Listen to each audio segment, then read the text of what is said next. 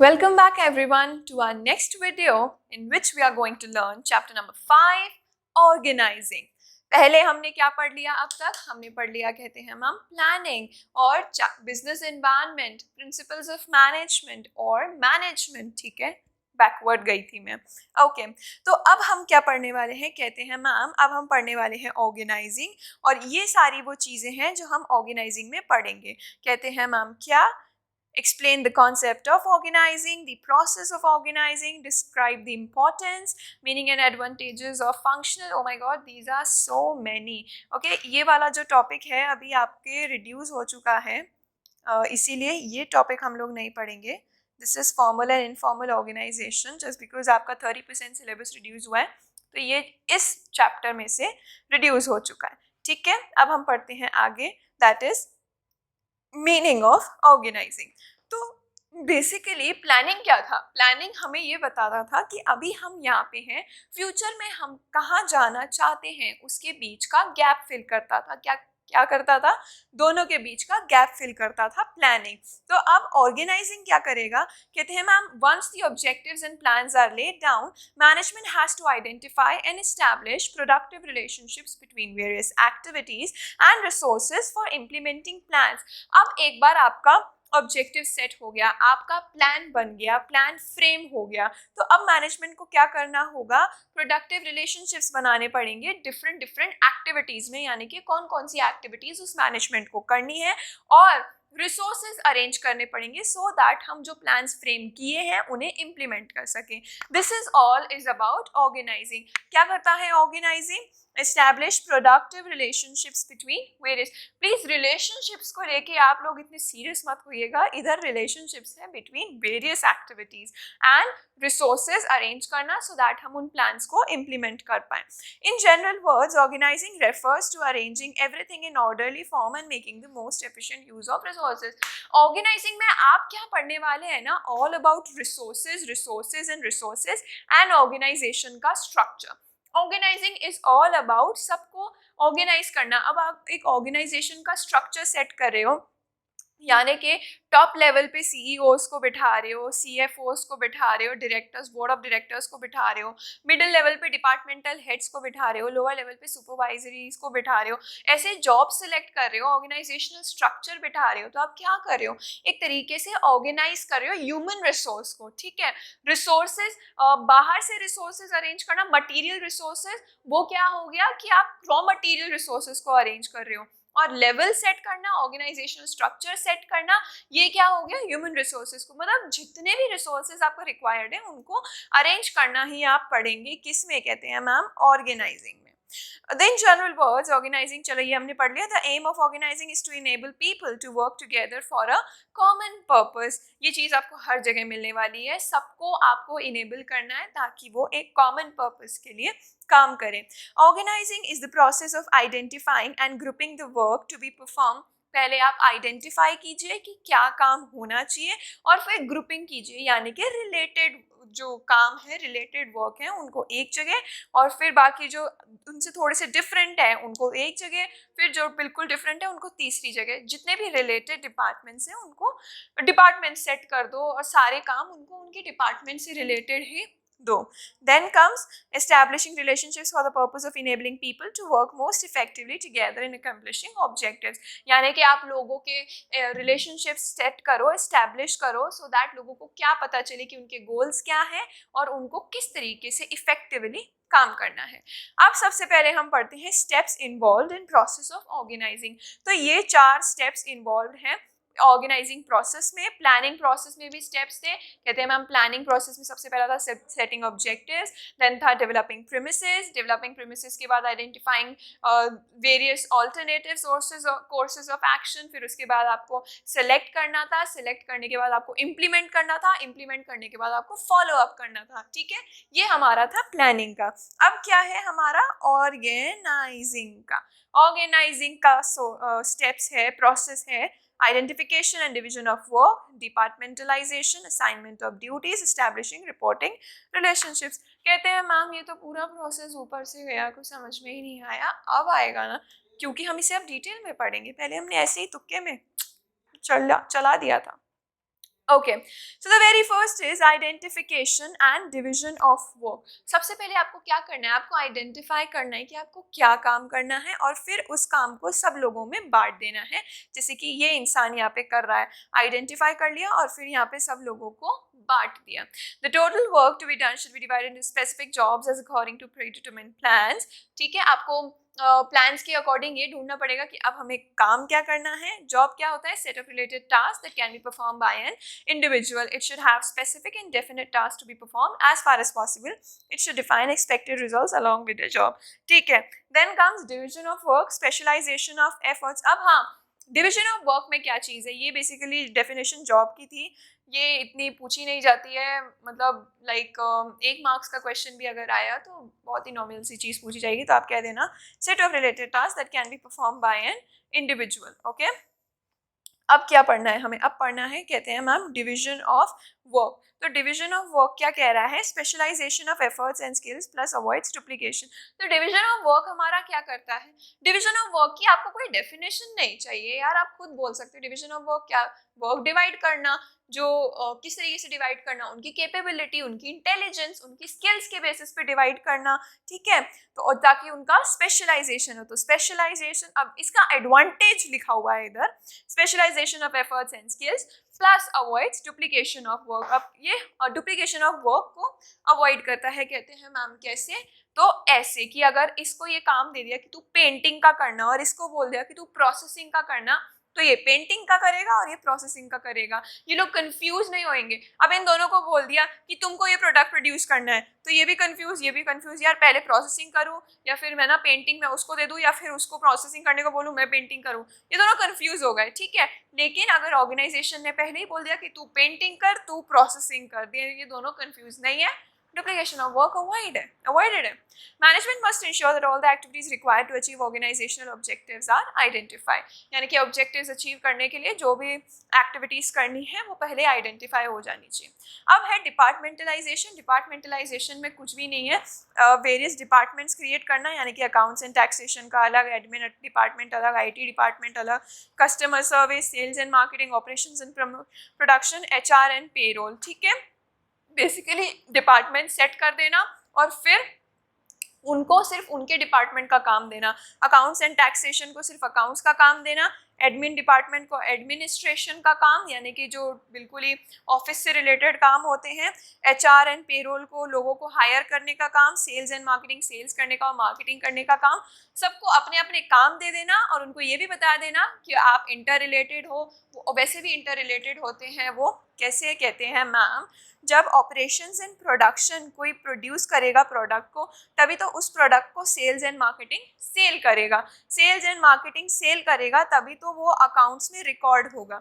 इस तरीके से कहीं ना कहीं रिलेटेड होते हैं, तो आपको उनको कोऑर्डिनेशन बिठा के चलना है, उनको बताना है कि आप भाई इंटर रिलेटेड हो, इंडिपेंडेंट नहीं हो, इंटरडिपेंडेंट हो. Okay, then comes as assignment of duties. अब आपने डिपार्टमेंट्स बना, आपने पहले आइडेंटिफाई कर लिया कि काम क्या करना है, फिर आपने डिपार्टमेंट्स बना दिए, अब आपको उनको काम देने रहेंगे. कहते हैं मैम क्या, ये है assignment of duties, job description, कि आपको जॉब में करना क्या रहेगा.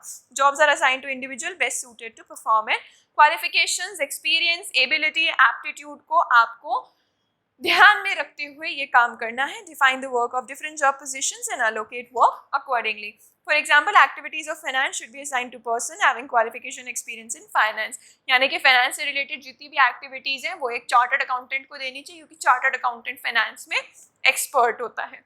Then establishing reporting relationships. देखिए आप यहाँ पे देखिए, ये जो है 1 2 3 4 5, ठीक है, ये बिल्कुल लोअर लेवल के हैं. तो ये जो दोनों बंदे हैं ना या बंदी हैं, इनको किसको रिपोर्ट करना है, इसको, इनके ऊपर वाले को. और इसको किनको रिपोर्ट करना है, इसको. और ये जो तीनों हैं इनको किसको रिपोर्ट करना है, इस बंदी को. और इसको किसको रिपोर्ट करना है, अल्टीमेटली इसको. तो ये क्या हो गया, ये एक रिपोर्टिंग रिलेशनशिप बिठिया कि ठीक है काम करके आपको उसको रिपोर्ट करना है. तो एस्टैब्लिश कर दिया हमने रिपोर्टिंग रिलेशनशिप. ठीक है, so this was all about establishing reporting relationship. फिर बात आती है इम्पॉर्टेंस ऑफ ऑर्गेनाइजिंग की। अब हम पढ़ेंगे कि ऑर्गेनाइजिंग की इम्पॉर्टेंस क्या है। तो कहते हैं मैम इम्पॉर्टेंस सबसे पहला आता है बेनिफिट्स ऑफ स्पेशलाइजेशन। जैसे कि मैंने आपको कहा कि सबको अपना अपना काम दे दिया, डिपार्टमेंट्स बना दिए, डिपार्टमेंट्स के बाद असाइनमेंट ऑफ ड्यूटीज़ हो गया, सबको उनकी स्किल्स, उनकी कैपेबिलिटी, उनका एक्सपीरियंस, उनकी एबिलिटी के हिसाब से उनको काम दिया गया है। अब वो वही काम दोबारा से करते जाएंगे करते जाएंगे करते जाएंगे, तो वो एक्सपर्ट बन जाएंगे उस काम को करने में और वो सबसे अच्छी तरीके से करेंगे। तो ऑर्गेनाइजेशन को क्या बेनिफिट होगा स्पेशलाइजेशन का, कि उनके जो एम्प्लॉयज़ हैं या वर्कर्स हैं वो स्पेशलाइज्ड हैं, वो उस काम को करने में एक्सपर्ट है, उनसे बेटर वो काम कोई नहीं कर सकता। ठीक है। Then clarity in working relationships. अब जस्ट बिकॉज आपने रिपोर्टिंग सेट कर दी कि आपको किसको रिपोर्ट करना है, आपको क्या काम करना है, तो लोगों के बीच में एक क्लैरिटी आ गई कि ठीक है मुझे ये काम करना है, मुझे इसको रिपोर्ट करना है और मुझे इतने टाइम में करना है और फिर मुझे उसको रिपोर्ट करना है। तो ये बेसिकली हो गई clarity in working relationships. The establishment of working relationships clarifies lines of communication and specifies who is to report to whom, जो कि मैंने यही कहा। This removes ambiguity in transfer of information and instructions. Ambiguity कुछ नहीं है, ambiguity is confusion. यहाँ पे मैं लिख देती हूँ।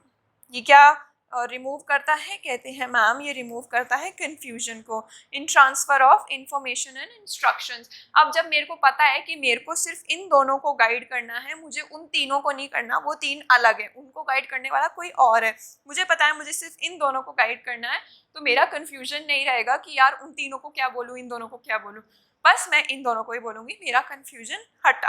ठीक है। अब कहते हैं मैम नेक्स्ट इंपॉर्टेंस है optimum utilisation of resources. Organising का बेसिकली क्या मैटर रहता है ना कि रिसोर्सेज ऑर्गेनाइज करना, सारे रिसोर्सेज को लेके आना, और जब आप सबको ड्यूटीज असाइन करोगे, डिपार्टमेंट्स दे दोगे, आइडेंटिफाई कर लोगे कि किसको क्या काम देना चाहिए, उससे क्या होगा ऑप्टिमम यूटिलाइजेशन ऑफ रिसोर्सेज होगा, एफिशिएंसी बढ़ेगी। Organizing leads to the proper usage of all material, financial and human resources. The proper assignment of jobs, avoid overlapping of work, जो कि वही मैंने कहा, avoidance of duplication of work. Then comes adaptation to change. कहते हैं ma'am organising कैसे आपको help करेगा अडेप्ट करने में चेंज को, तो आइए देखते हैं। The process of organising allows a business enterprise to accommodate changes in the business environment. It allows the organizational structure to be suited. एक second, the process of organizing allows a business enterprise to accommodate। ठीक है, ये तो बहुत simple सी चीज़ है, आपको समझाने की जरूरत नहीं है। मतलब ऑर्गेनाइजिंग हेल्प करती है चेंजेस को अडेप्ट करने में। It allows the organisational structure to be suitably modified and revision of inter-relationships amongst managerial levels to pave the way for a smooth transition। ये बेसिकली किस चीज़ में हेल्प करता है, कहते हैं मैम कि ये आपको हेल्प करता है ना कि अगर जैसे मैं हूँ और मुझे दो जने दे दिए गए, कौन कौन से दो जने, एक मुझे दे दिया अमित, दूसरा मुझे दे दिया सुमित, मुझे ये दोनों जने दे दिए काम करने के लिए। ठीक है। और मेरे ऑर्गेनाइजेशन में और भी बहुत लोग हैं, जैसे कि बी हो गया, सी हो गया, डी हो गया, ई हो गया। मुझे किसको काम देना है, अमित को, सुमित को। मुझे किसको इंस्ट्रक्शंस देने हैं, अमित को, सुमित को। मुझे बी सी डी ई से कोई मतलब नहीं होगा। ओके, थोड़ी सी स्लाइड में डिफरेंस आ गया, इसे हम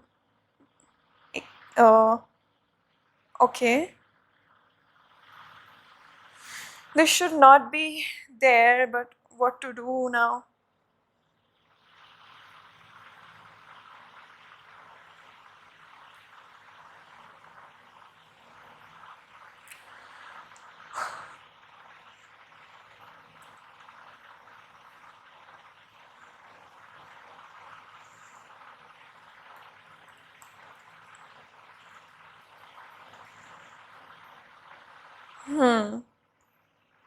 Oh no, things are getting worse. ठीक है, हम ऐसे पढ़ लेते हैं, कोई इशू वाली बात नहीं रहेगी। मेरे को बोला गया है कि आपको अमित और सुमित को क्या है, काम देना है, लेकिन ऑर्गेनाइजेशन में बी सी डी ई भी हैं। तो जब मेरे को डिफाइन कर दिया ना कि आपको सिर्फ अमित और सुमित को काम देना है, लेकिन मैं उनसे काम ढंग से नहीं करवा पा रही हूँ, क्योंकि क्या है ना, ये दोनों मुझसे थोड़े से उखड़े उखड़े से रहते हैं और ये सब मुझसे सेटिस्फाइड रहते हैं। तो क्या होगा, जैसे कि वो दोनों मुझसे उखड़े हुए रहते हैं, ये मुझसे सेटिस्फाइड रहते हैं, तो मेरा जो सुपीरियर होगा ना वो क्या करेगा कि युक्ता आप BCDE को ना इंस्ट्रक्शंस दो, अमित और सुमित को मत दो, ठीक है, क्योंकि वो आपका काम नहीं कर पाते हैं प्रॉपर्ली, आप BCDE को दो, ठीक है। ये क्या हुआ, एक चेंज हो गया, ठीक है। तो ऑर्गेनाइजेशन के स्ट्रक्चर को चेंज करके आप जो बेसिकली इंटरनली या एक्सटर्नली चेंजेस हो रहे हैं उनको अडेप्ट करने में ये आपकी हेल्प करेगा। कहते हैं मैम ठीक है, ये तो अभी तक ठीक नहीं हुआ। अब बहुत मज़ा आता है बच्चों को जब एक्चुअली टाइम वेस्ट होता है।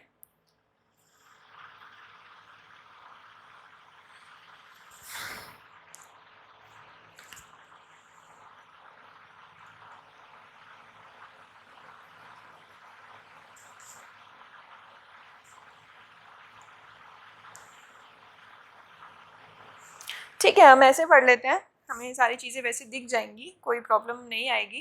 देन है इफेक्टिव ऑर्गेनाइजेशन। ओके, तो फाइनली ये सही हो गया। देन है इफेक्टिव ऑर्गेनाइजेशन। अब जब आपको क्लियर डिस्क्रिप्शन पता है कि आपको क्या काम करना है और आपकी ड्यूटीज़ रिलेटेड हैं, कन्फ्यूजन अवॉइड कर दिया गया, डुप्लीकेशन अवॉइड कर दी गई, क्लैरिटी है वर्किंग रिलेशनशिप्स में, प्रॉपर एग्जीक्यूशन ऑफ वर्क हो रहा है, क्या होगा, ऑर्गेनाइजेशन इफेक्टिव होगा, ऑर्गेनाइजेशन अच्छा काम करेगा। Then development of personnel. अब डेवलपमेंट ऑफ पर्सनल कैसा होगा, effective delegation allows the managers to reduce their workload by assigning routine jobs to their subordinates, ठीक है। अब क्या हुआ ना, ये सबऑर्डिनेट्स हो गए, तो रूटीन जॉब्स यानी कि रोजमर्रा के काम क्या दे दिया, हमारे वर्कर्स को दे दिया, सबऑर्डिनेट्स को दे दिया। हमने किस पे फोकस किया, जिसमें बहुत अच्छी स्किल्स रिक्वायर्ड है। उससे क्या हुआ, हमारा पर्सनल यानी कि पर्सनल बेसिकली एम्प्लॉय यानी कि हमारे एम्प्लॉय का डेवलपमेंट हुआ। The reduction in workload by delegation is not just necessary because of limited capacity of an individual but also allows to the manager to develop new methods and ways of performing. अब जो मैंने आपको कहा कि जिसमें बहुत skills required है वो क्या है, वो यही है कि न्यू मेथड्स डेवलप करो और different ways of performing task. अपनी क्रिएटिविटी लगाओ कि यार इस काम को हम इस तरीके से ना करके दूसरे तरीके से कैसे कर सकते हैं जो कि सबसे ज़्यादा इफेक्टिव हो, हम उस पर सोचेंगे और हमारे वर्कर्स जब तक जो उनको काम दिया गया है वो काम करेंगे। As simple as that. Then comes functional structure. अब हम ना अपने ऑर्गेनाइजेशनल स्ट्रक्चर की बात करेंगे जो कि दो टाइप के होते हैं। The very first is functional structure और the second one is divisional organizational structure. तो फंक्शनल स्ट्रक्चर बेसिकली क्या होता है ना, जो स्पेसिफिक, यहाँ पे देखो डिपार्टमेंट्स बना दिए गए हैं, ठीक है, marketing, quality control, processing, repairs and maintenance, finance. तो ये क्या है ना, ये मैनेजमेंट के फंक्शंस हैं कि उसको एक काम तो मार्केटिंग का करना है, एक क्वालिटी कंट्रोल का, एक प्रोसेसिंग मटेरियल्स का, एक रिपेयर एंड मेंटेनेंस का और एक फाइनेंस का। अब उस तरीके से डिविजनल में देखा जाए तो यहाँ पे प्रोडक्ट्स के बेसिस पे डिपार्टमेंट बना दिए गए हैं, ठीक है। प्रोडक्ट्स के बेसिस पे कैसे, जैसे कॉस्मेटिक एक डिपार्टमेंट हो गया, उसके अंदर ह्यूमन रिसोर्स अलग, मार्केटिंग अलग, रिसर्च एंड डेवलपमेंट अलग, परचेजिंग अलग। एक गारमेंट बना दिया, गारमेंट में भी सब में ह्यूमन रिसोर्स अलग, मार्केटिंग अलग, रिसर्च एंड डेवलपमेंट और परचेजिंग अलग। मतलब डिविजन्स के अंडर यहाँ पे आ गए फंक्शंस। और यहाँ पे कब सूटेबल होगा, सिर्फ आप एक ही प्रोडक्ट में डील कर रहे हो और आपके डिफरेंट डिफरेंट जो है फंक्शंस हो। और ये कब सूटेबल होगा, आप एक से ज़्यादा प्रोडक्ट में डील कर रहे हो, जैसे ये ऑर्गेनाइजेशन कर रही है cosmetics, garments, footwear, skin care and medicine में, ठीक है। तो तब डिविजनल ऑर्गेनाइजेशनल स्ट्रक्चर हेल्पफुल होगा। सूटेबिलिटी यहाँ पे लिखी हुई है, आप पढ़ सकते हैं, बहुत ईजी है। Large organisation producing one line of product, वही चीज़ मैंने बोली, और यहाँ पे मल्टी प्रोडक्ट प्रोड्यूस करने वाले। इसके हम देखते हैं एडवांटेजेस एंड डिसएडवांटेजेस। एक ही काम को करते जाओगे तो स्पेशलाइजेशन आएगा, कोऑर्डिनेशन आएगा, ऑल द पर्सन्स जो एक ही डिपार्टमेंट के अंदर काम कर रहे हैं उनके बीच में कोऑर्डिनेशन आएगा, क्योंकि वो सिर्फ एक ही तरीके का काम कर रहे हैं और एक ही उनका मोटिव है। Helps in increasing managerial efficiency, managers of one department are performing same type of function again and again which makes them specialized and improves their efficiency। ये काफ़ी पॉइंट्स क्या होते हैं ना, काफ़ी ज़्यादा रिलेटेड होते हैं, तो आप लोग ये टेंशन मत लीजिएगा, आप इनकी हेडिंग याद कर लीजिए। हेडिंग याद हो जाएगी ना तो आप कंटेंट अपने आप लिख लेंगे, वो चलेगा, अपना कंटेंट भी चलेगा, बस हेडिंग और कीवर्ड्स याद रखने की आपको इशू है, ठीक है। Then comes minimizes cost. It leads to minimum duplication of effort which results in economies of scale and दस लोअर कॉस्ट। अब सब लोग एक ही जगह पे एक ही काम करेंगे तो वो एक्सपर्ट हो गए हैं काम करने में, अब उनका टाइम और उनके एफर्ट्स उतने ज़्यादा नहीं लगेंगे, तो अल्टीमेटली क्या होगा, कॉस्ट कम होगा।